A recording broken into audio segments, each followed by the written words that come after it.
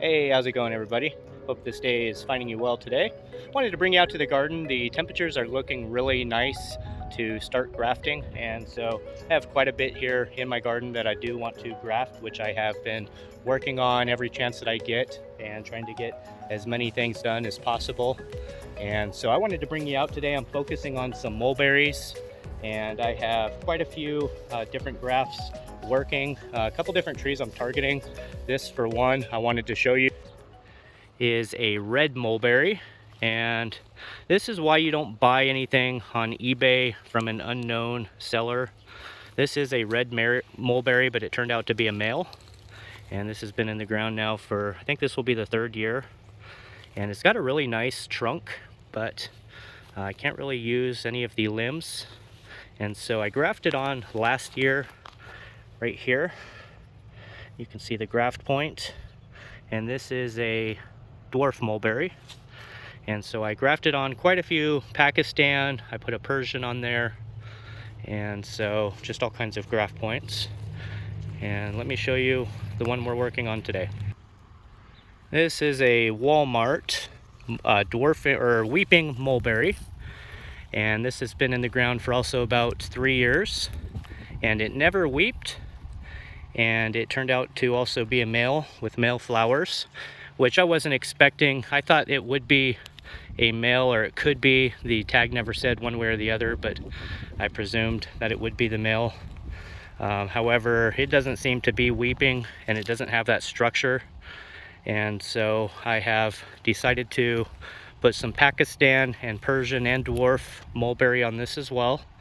And so currently I have 7 different graft points, and I want to graft either 1 or 2 more here. I've got 2 options. I'm thinking about doing that top little branch there, and it's just a little larger than a pencil size diameter, which is preferably the right diameter. Even going a little bit smaller is good. It's when you get into these really large branches, they're pretty difficult to work with.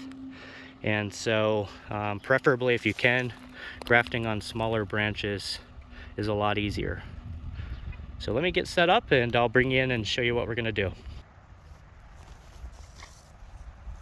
All right, so I'm going to be showing you the basic cleft graft, which is pretty much the easiest type of graft to do.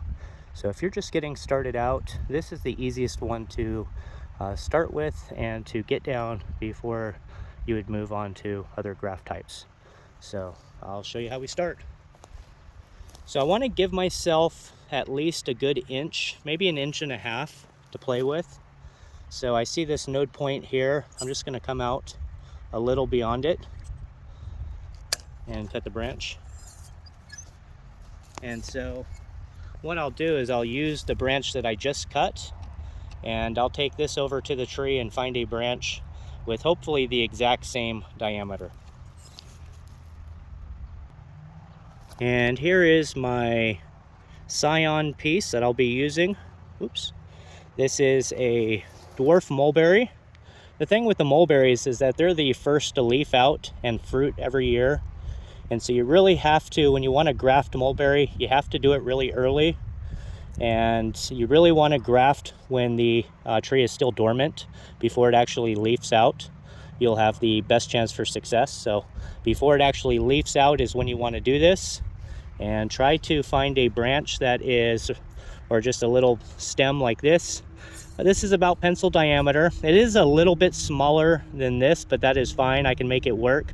You just wouldn't want this scion piece to be larger than this. So the same diameter is preferable. If it's a little bit smaller, you can still make it work.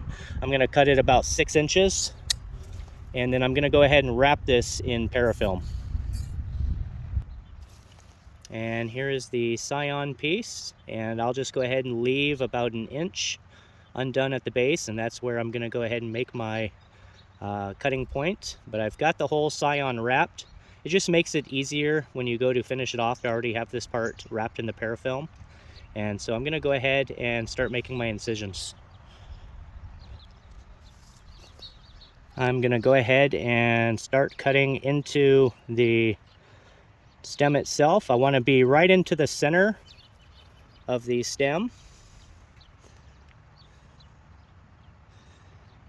I've got this lower branch down here that's kind of giving me some problems with my hand. I hope I don't have to cut it off, but if I have to, I will.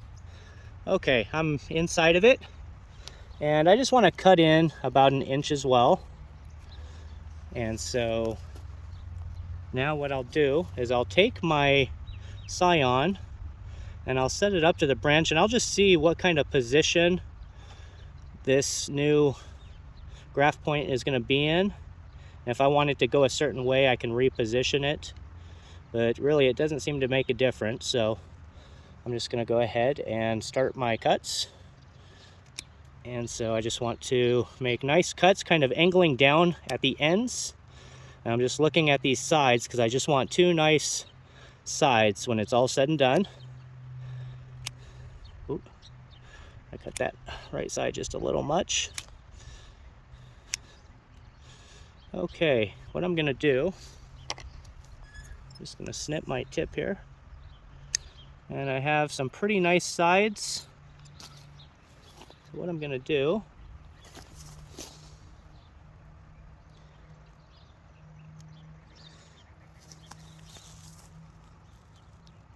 okay, so I've got the scion into the branch. Now one thing you can do is you can just, especially if it's the same diameter, the cambium on the sides, you just want to make sure they're lined up. The cambium is that really dark green right below the bark, that really dark green layer, and it's just at the very edges right underneath the bark, and you just want to line those up. Or what you can do to ensure that you do get a cambium layer lineup is what I like to do is I like to curve the branch to where part of it's coming out below and part of it's coming out above, to where I've got guaranteed 2 match-up points right here and right here. And so I know for sure, as long as there's good contact between this branch and this scion, between those 2 points, it'll fuse and it'll begin to heal itself. And so I know for sure that I've got good contact here and I've got good contact here because I can see them touching. And so what I want to do is I just want to make doubly sure that I have a really nice solid contact. And so what I do is I get some fishing line, and I just get a strand about 1 foot long.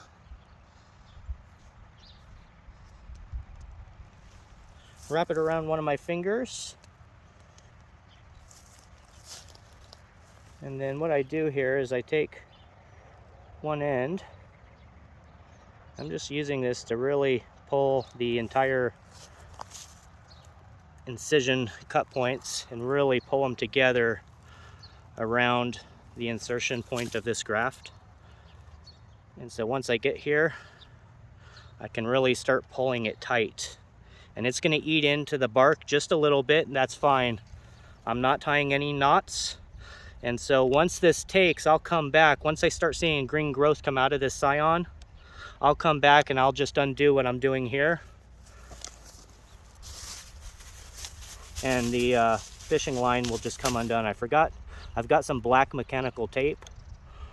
And so what I want to do is just have a little bit of that prepared as well. Usually I do that up front, but okay, so now I'm just going back over this really taut, and I can just tell that whole crack that's above and below is just completely sealed back together. And that's the benefit of working with smaller diameter grafting, is that the wood has a lot more flexibility in play rather than larger, 1 inch or above.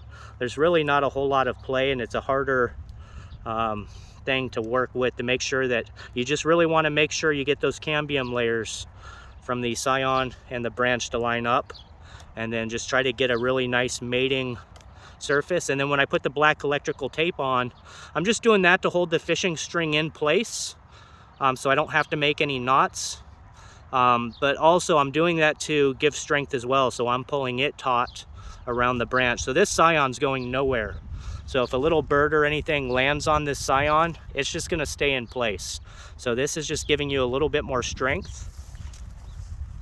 I don't do this for everyone. If it's, if it's a larger branch, I'm not doing this, but if it's a smaller branch like this, it really helps out. It'll increase your chances. And then just get a little bit more parafilm and finish wrapping out the branch. And you just want to be really careful going around this cut point here. I should have cut that fishing line, but that's okay. I'll cut it when this is ready to be readdressed. And there it is. That is how easy it is to graft. And so there's no need for me to do anything with this parafilm. These buds will begin to emerge and grow. And so I can leave this parafilm on. I could leave all this on. I really want to address the fishing line as soon as possible. So once I see some branching come out of this, and it's, nice and established, maybe, 6 months down the road, I'll undo all this, undo the black mechanical tape, and just unwind the fishing line so it doesn't get stuck into, so that it doesn't grow over the fishing line, essentially. I have seen that occur if I've left it on too long. So that's the only thing I will readdress immediately, but I may or may not even take this parafilm off. And so you can just allow it to remain on. So if you don't do the black tape or the fishing line and you just parafilm this, you could just leave it all as is, and it'll just eventually just decompose. And so there is how to graft for beginners. And just don't be afraid of it. Go out there and practice. The more you do it, the more you'll get better at it. Just remember also on the scions at the tips, when you're cutting those tips, try to make that tip as thin as possible. You don't want it to kind of curve and get a little bit thicker at the tip. You want it to be kind of like a arrow point, nice and thin at the tip, and just kind of comes down, gets thicker into a really sharp point at the tip. And when you do that, it'll fit right into the branch, and then that way you can get good contact on the sides. So let me know below if you have any questions. I certainly appreciate you coming in and checking out this channel and checking out this video. And I hope you have a great day today. Take care. God bless you. Bye-bye.